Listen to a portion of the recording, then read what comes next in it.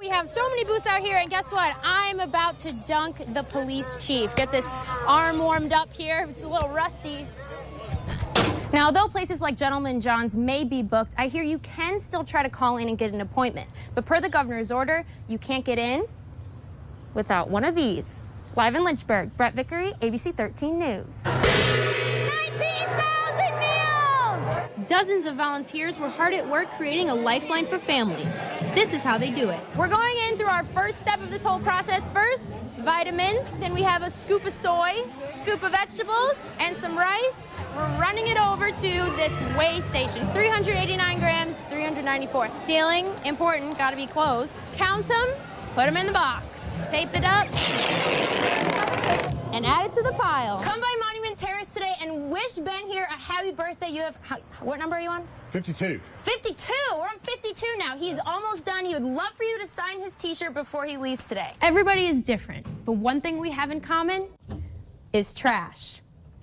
Lynchburg City Public Works has been trying to enhance the city's trash distribution for the past year and a half, and now they've heard from you. Today, this building was full of heartbreak and tears. In a matter of months, a way of life, of learning, and sense of community will be over. I'm right outside the auditorium where community members are speaking up, and tonight is all about making changes in the community, specifically within the youth. Now, this is just one of the many precautions the Hillcat staff is taking. With this travel ball tournament underway, they wanted to make sure their facilities were set up in a way that allowed both the players and their families to stay safe over the course of the weekend. The stands would normally look like this, but for right now, they'll be like this. But then they got the knock. That changed their entire Christmas. Every school day, nearly 1 million Virginia students are transported to and from school on nearly 15,000 school buses operated by the Commonwealth School Division. Safety is the priority of all school administrators. Here's how you can help. Walter and his team believe many people wouldn't get their vehicles checked without being required to. But here's an example of why you should let them. Check it out. The driver was intoxicated, pulling out from this apartment complex across the street from the Dunkin' Donuts, drove across the street, struck the Dunkin', and got stuck in between those two brick walls. Many people turn to online shopping for all their holiday needs. Facebook Marketplace, for example. Anything seems to be able to turn into drive-through or pickup these days, even Easter egg hunts. People came here to finish up their last-minute Halloween shopping. Some bought accessories to stand up to the rain, while others are changing their plans completely.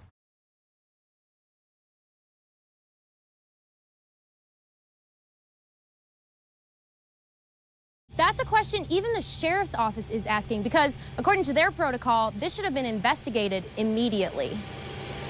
The sheriff's office told me the first thing that has to happen is the school resource officer at the high school should be notified about the incident, followed by the Department of Social Services. From there, a written referral to the sheriff's office to request a criminal investigation. But the sheriff's office says that referral never made it to the sheriff's desk until now. I can't explain to you why it didn't get to us, but once it came to our attention, we took care of it. Major Eric Elliott says the sheriff's office and DSS usually work together on these types of cases because both departments need to perform a proper investigation. The alleged victim is Ethan Evian, a student at the high school with cerebral palsy. His mother says Carla Campbell shoved a towel in Ethan's mouth in the school cafeteria in order to keep him quiet. All of it allegedly caught on surveillance video. We weren't allowed to get access or permission to a video, but is there one?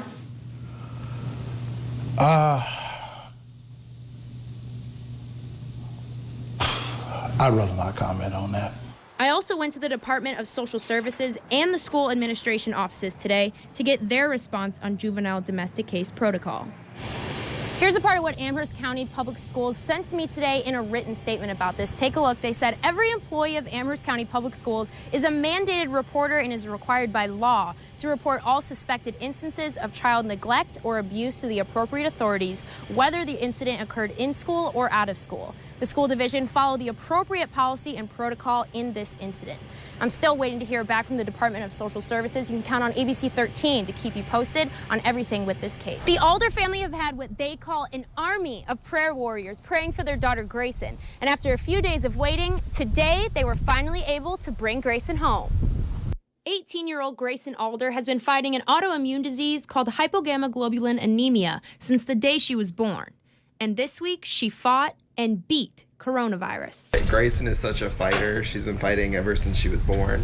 And so I knew she could fight through this, and I knew that 100% God's got her, and that's been the most encouraging thing. Her father has been waiting for a text from his wife with the good news since Grayson was admitted early Tuesday morning. When she texted me, it was probably one of the single greatest texts I've ever gotten from her, and I just fell to my knees and wept.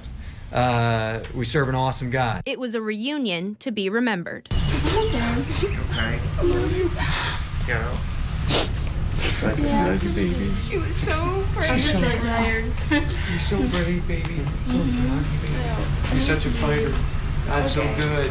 Grayson says although she's able to go home, her battle isn't over yet, and her mother has been with her through it all. This was one of the worst experiences I've ever been through. But because of all the prayers and all of the support that we've had from people, I think that's really what got us through.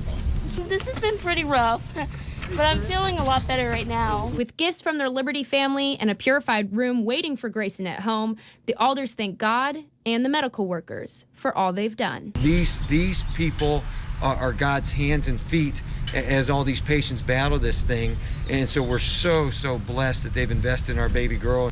In Lynchburg, Brett Vickery, ABC 13 News. For decades, African-American professionals have battled with the question, how should I wear my hair to work? Many would say their options were to apply heat or harsh chemicals in order to create the ideal professional look. I have a lot of clients that they're not allowed to wear braids on their job. Their hair has to be straight or curled or pent up, and that's not who they are. In 2013, the U.S. Equal Opportunity Employment Commission went to the Supreme Court to defend an African-American woman who got hired for a job that was later revoked because she refused to cut off her dreadlocks. Thais Blanding is a local salon owner. You shouldn't be looking at anyone about their hair. You should be looking at what they can bring to the table. Lawmakers in Virginia felt the same. It's why they passed the Crown Act, which aims to ban hair discrimination entirely. A lot of my friends say they're discriminated against for hair. And other reasons too, so this is a big step. You don't have to go out worrying, oh, will I get this job because my hair is too nappy, or I have to wear my hair this type of way to look professional. Embracing a natural hair look isn't something many African Americans do easily because of the stigma that comes with it. No one should have to worry about the way they look or change or feel like they need to look like someone else to be accepted. Our hair is more so of another language that we speak. They say the Crown Act could pave the way for all hair types to be fully embraced in the workplace. There's so many people and that embrace their culture. It's easier to do it, but it's a fight with yourself. It truly is a fight. I speak from personal experience as a Black professional. It took a long time for me to be confident enough to wear my hair in its natural state in the workplace because I feared what employers would think. Hey Brett, you're 1 of 5. But I know now that should have never held me back from getting my job done. This bill is a step in the right direction, and many think it shouldn't have even existed in the first place. So that's exactly why they're hoping the governor is quick to sign it when it ends up on his desk. Back to you. Here at Glencliff Manor, the owners are allowing what couples are calling an opportunity of a lifetime. Larry and Savannah had been counting down to their wedding date, April 18th, 2020, for the past year. Years worth of prep and money, and 30 days before they were like, it's not happening. Then you're just like, what do I do? Many couples were saying the same thing, which is why Glencliff Manor in Rustburg decided to find a way to still give couples their special day. Couples come by for an hour with their officiator, future spouse, and a couple family members to have their ceremony. And it's completely free. I was like, this is something really great that they're doing for the couple so they can still have something special in the midst of all this craziness. For couples like Larry and Savannah, this was a day they couldn't put off for one more moment. Feeling good, feeling really good. Glad this day's finally here. I've waited on this day for so long and it's here and I'm so glad. You may kiss your bride. Although the audience was small, the couple's family was happy they could be there. Very happy. I'm very happy because they didn't want to change anything. It's everything, just her happiness and them together, just to make sure she's happy, and this is what she wanted. 80 total couples will still be able to have their special day later on this month. it means so much to us to be able to be here and help them and get them married. We are just honored to be able to be a part of their day. A day full of memories that will last a lifetime.